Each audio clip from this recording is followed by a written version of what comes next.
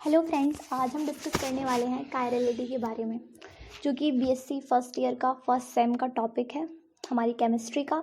तो आज हम इसके बारे में पढ़ेंगे कि कायरलिटी क्या होता है, कायरल सेंटर क्या होता है। तो आज हम ये सब पढ़ने वाले हैं। तो चलिए स्टार्ट करते हैं। तो जैसे हमारे पास ये एक मॉलिक्यूल है और हमने इसकी मिरर इमेज बना रखी है। तो आप सोचोगे कि मिरर इमेज की क्या ज़रूरत है कायरलिटी में। तो जैसे ये मॉलिक्यूल है और इसकी हमने क्या बना रखी है, मिरर इमेज। ये बी ऐसे आ जाएगा, ये ए मॉलिक्यूल इधर, ये सी ऐसे ही आएगा जब इसकी मिरर इमेज बनाएंगे, और डी ऐसे ही आ जाएगा।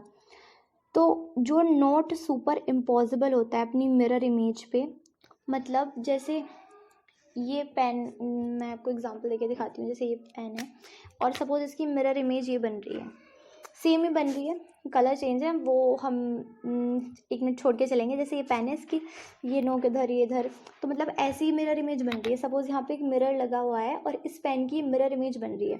तो ये एज इट इज़ अगर इसके ऊपर आ जाए, थोड़ा सा भी कहीं से भी बाहर ना निकले, पूरा एकदम फिट आ जाए, उसके ऊपर आ जाए, तो हम इसको बोलते हैं कि ये अपनी मिरर इमेज पे क्या हो गया, सुपर इम्पॉसिबल हो गया। मतलब बिल्कुल भी कहीं से भी अलग नहीं है, अपना पूरा का पूरा ये इस पर ओवरलैप कर जाए, पूरा ओवरलैप कर जाए, तो मतलब ये अपनी मिरर इमेज पे क्या है, सुपर इम्पॉसिबल है। तो अगर जो सुपर इम्पॉसिबल ना हो, मतलब जो पूरी तरह से ओवरलैप ना करे अपनी मिरर इमेज पर, उसको हम कहते हैं कायरल मॉलिक्यूल। तो मतलब मॉलिक्यूल, हमारे मॉलिक्यूल में क्या है, कायरलिटी है। तो हमारा मॉलिक्यूल मतलब क्या है, कायरल है। तो जैसे यही एग्जांपल ले लें, तो ये पूरी तरह से अपने ऑब्जेक्ट और मिरर इमेज एक दूसरे में क्या नहीं करेंगे, ओवरलैप नहीं करेंगे। अगर हम इसके ऊपर रखें तो ये ए इधर आएगा, ऐसे ही रखना है हमें पूरा उठा के। तो ये ए इधर आएगा और बी इधर आएगा, सी और डी तो ओवरलैप कर जाएंगे और ये बीच वाला कार्बन भी ओवरलैप कर जाएगा, बट ये जो ए बी है ये ओवरलैप नहीं करेंगे। ये एक दूसरे के पूरे ऊपर से नहीं आएंगे। ये जो बी है ये ए के सामने आएगा और जो ये वाला बी है ये वाला इस ए के सामने आएगा। तो मतलब इनके बीच में ओवरलैपिंग नहीं होगी। तो मतलब ये क्या हो गया, नॉट सुपर इम्पॉसिबल, पूरी तरह से ओवरलैप नहीं करे, नॉट सुपर इम्पॉसिबल हो गए। तो जो अपनी मिरर इमेज पर नॉट सुपर इम्पोज होता है वो हमारा मॉलिक्यूल क्या होता है, कायरल होता है। तो कायरलिटी की कंडीशन है कि not super impossibility on mirror image, ठीक है। तो कायरलिटी यही है कायरलिटी। अगर हमें मॉलिक्यूल की कायरलिटी चेक करनी है तो हम उसकी मिरर इमेज बनाएंगे, और यदि वो सुपर इम्पॉसिबल नहीं करता है तो वो हमारा मॉलिक्यूल कैसा होगा, कायरल हो जाएगा, ठीक है। आई होप आपको क्लियर हो रहा होगा। तो कायरलिटी क्या है, ऑप्टिकल एक्टिविटी के लिए एक ज़रूरी कंडीशन है। यदि हमको ऑप्टिकल एक्टिव कंपाउंड चाहिए तो उसके लिए एक ज़रूरी कंडीशन क्या है, कायरलिटी है। और इनेंशियोमर्स के लिए भी, इनेंशियोमर्स में भी यही होता है ना कि not super impossible on mirror image. तो इनेंशियोमर्स के लिए भी, इनेंशियोमेरिज्म के लिए भी एक ज़रूरी कंडीशन है कायरलिटी, ठीक है। और इनेंशियोमेरिज्म तभी एग्जिट करेगा हमारे कंपाउंड में, तभी एग्जिबिट करेगा, हम तभी उसमें इनेंशियोमर्स देख पाएंगे जब हमारी उसमें मॉलिक्यूल में क्या होगी, कायरलिटी होगी। तो आप इस बात को लिखना चाहें तो लिख भी सकते हैं, कायरलिटी जो है हमारी, वो ऑप्टिकल एक्टिविटी के लिए एक मतलब बेहद ज़रूरी कंडीशन है। अगर हमको ऑप्टिकल एक्टिविटी चाहिए कंपाउंड में, हमारा कंपाउंड हम चाहते हैं ऑप्टिकल एक्टिव हो, तो हमारे कंपाउंड में क्या होना चाहिए, कायरलिटी होनी चाहिए। सॉरी, मैं क्या कह रही थी कि कायरलिटी होनी चाहिए, ठीक है, एक ज़रूरी कंडीशन है, ठीक है। और इनेंशियोमेरिज्म के लिए भी आप इन्हें अपने नोट्स में भी लिख सकते हैं, ठीक है। और कंपाउंड में इनेंशियोमेरिज्म तो तभी एग्जिट करेगा जब मॉलिक्यूल हमारा कायरल होगा, ठीक है। तो ये एक ज़रूरी कंडीशन है कायरलिटी भी, और कायरलिटी पढ़ना बहुत ज़रूरी है।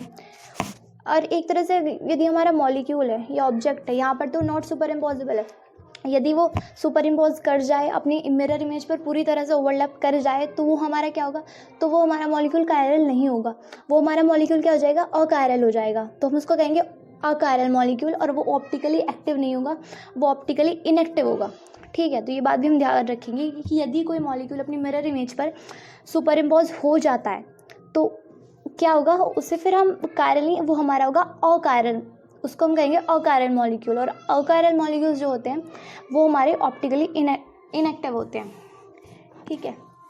अब हम पढ़ते हैं स्टीरियोजेनिक सेंटर क्या होता है।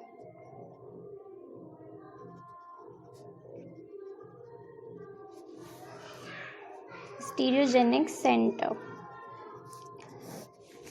ठीक है। इससे पहले हम कायरल सेंटर के बारे में पढ़ लेते हैं।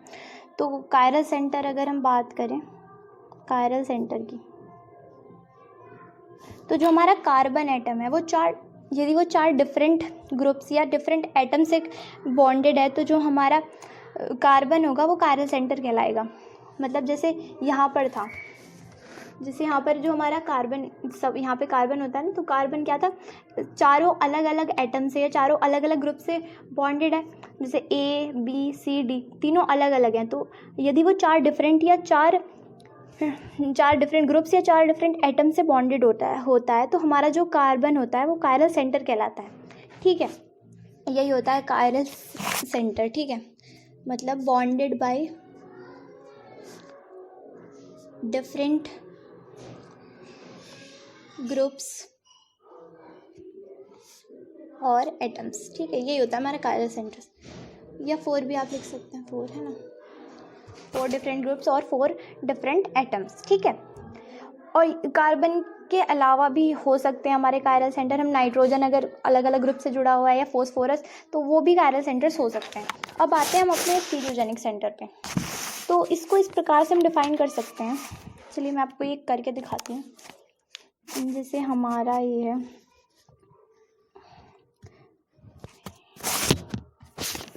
ठीक है, यहाँ पे सपोज हम एग्जांपल लेते हैं HOH, और यहाँ पे हमने कनेक्ट कर दिया COOH, ठीक है, और यहाँ पे हमने जोड़ दिया CH3। अभी हमें कायरल सेंटर नहीं देखना, अभी हमें बात करनी है स्टीरियोजेनिक सेंटर की। तो इसमें हम क्या करते हैं, दो ग्रुप्स को या दो एटम्स को आपस में इंटरचेंज करते हैं। जैसे इस लाइन के अलोंग कर देंगे, लाइन के अलोंग नहीं, जैसे यहाँ पे हमारा क्या है, कार्बन होता है, तो इस कार्बन ग्रुप के अलोंग इन दोनों को आपस में इंटरचेंज कर देंगे। इंटरचेंज का मतलब जहाँ पर H है वहाँ पर OH आ जाएगा, और जहाँ पर OH है वहाँ पर हमारा H आ जाएगा, ठीक है। तो इंटरचेंज करते हैं हम, किसी इसके अलोंग कर रहे हैं, इस कार्बन के अलोंग इन दोनों को इंटरचेंज कर रहे हैं। तो चलिए करते हैं इंटरचेंज, ठीक है। इंटरचेंज किया हमने, तो ये तो ऐसा कैसा ही रहेगा, COOH, ये कार्बन भी यहीं पे है, ठीक है। ये OH को हमने इधर कर दिया और H को इधर कर दिया, और ये CH3 एज इट इज़।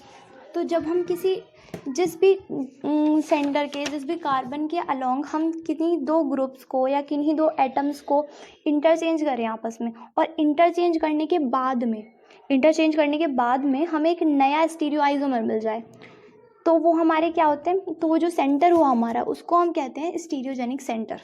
एक बार फिर से समझने का प्रयास करते हैं। देखिए, जैसे हमने इस वाले कार्बन एटम के अलोंग क्या किया, ग्रुप्स को इंटरचेंज कर दिया, H और OH को क्या कर दिया, आपस में इंटरचेंज कर दिया।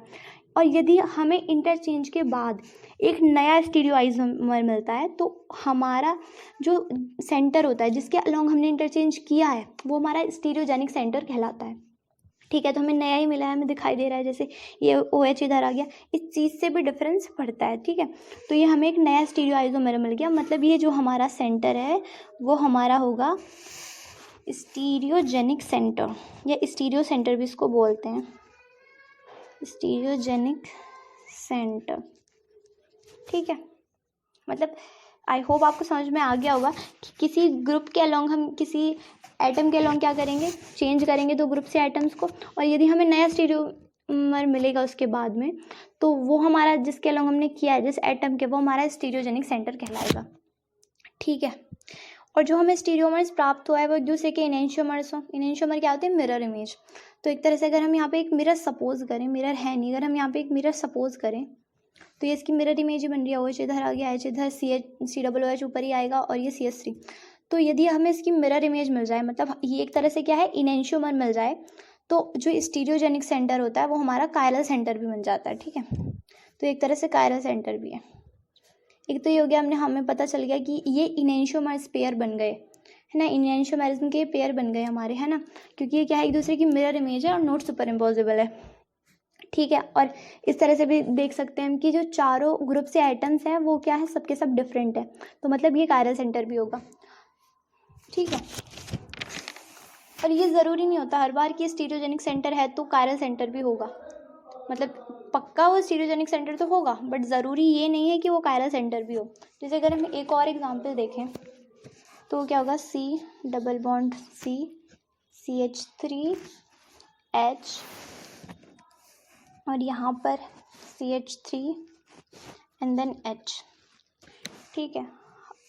अब यहाँ पे क्या है, डबल बॉन्ड है, पर हमें क्या करना है, एक एटम के अलोंग चेंज करना होता है, तो हम इस डबल बॉन्ड के अलोंग नहीं करेंगे। गलती यही करते हैं स्टूडेंट्स कि वो डबल बॉन्ड के अलोंग क्या कर देते हैं, इंटरचेंज कर देते हैं, बट हमें किसी एटम के किसी एक सेंटर के अलोंग करना होता है। ठीक है। तो यहाँ पर हम किसी के भी करेंगे तो वो दोनों ही हमारे स्टीरियोजेनिक सेंटर होंगे। वैसे ही हमारे क्या है, दोनों ही क्या है, स्टीरियोजेनिक सेंटर हैं, स्टीरियोजेनिक सेंटर्स हैं। सपोज हम क्या करते हैं, इंटरचेंज करते हैं। ठीक है, हमने इंटरचेंज किया, इस वाले के अलोंग किया सपोज, तो ये CH3 तो इसके इंटरचेंज हमने किया नहीं इसके अलोंग, तो ये ऐसे ही आ जाएगा। डबल बॉन्ड इसके अलोंग किया तो ये H ऊपर और ये CH3 नीचे। तो जो स्टीरियो आइसोमेरिज्म होता क्या है कि डिफरेंट अरेंजमेंट ही तो होता है एटम्स का, स्पेशल अरेंजमेंट, तो स्पेस में अलग अरेंजमेंट, तो मतलब यहाँ पर अरेंजमेंट चेंज हुआ, मतलब ये हमारा एक नया स्टीरियो आइसोमर है। ठीक है। अगर हम ये वाला भी इंटरचेंज करते तब भी हमारा यही बन के आता। और ये ध्यान रखेंगे कि एक ही चेंज करेंगे, वरना वही सेम चीज़ वापस से आ जाएगी, तब फिर कोई चेंज ही नहीं रहेगा, तो फिर कैसा स्टीरियो आइसोमर। ठीक है। डिफरेंस तो कुछ होना चाहिए, तो हम एक ही के अलोंग क्या करेंगे, इंटरचेंज करेंगे। ठीक है। तो हमने एक के अलोंग क्या कर दिया, इंटरचेंज कर दिया, तो ये हमारा एक नया स्टीरियो आइसोमर है। बट ये एनेंटियोमर्स पेयर्स नहीं है, ये मिरर इमेज नहीं बन रही है। ये CH3H तो आ रहा है, बट यहाँ पर H है, यहाँ पर H और यहाँ पर CH3 है, यहाँ पर H है, यहाँ पर CH3 है, तो एक मिरर इमेज तो बन नहीं रही है, तो मतलब ये एनेंटियोमर्स नहीं है। और आप देखें, अगर चेक करना चाहें तब भी ये हमारा कायरल सेंटर नहीं बन के आ रहा। यहाँ पे हम इस तरह से चेक नहीं कर पा रहे कि, और अगर आप देखें, अगर आप डिफरेंट ग्रुप्स एटम्स की बात करें तो यहाँ पे 2 कार्बन ही तो एक तरह से डबल बॉन्ड बन रहा है एक कार्बन एटम के साथ, मतलब 2 कार्बन भी उसको मान सकते हैं, मतलब सेम ही चीज़ हो गई एक तरह से। ठीक है।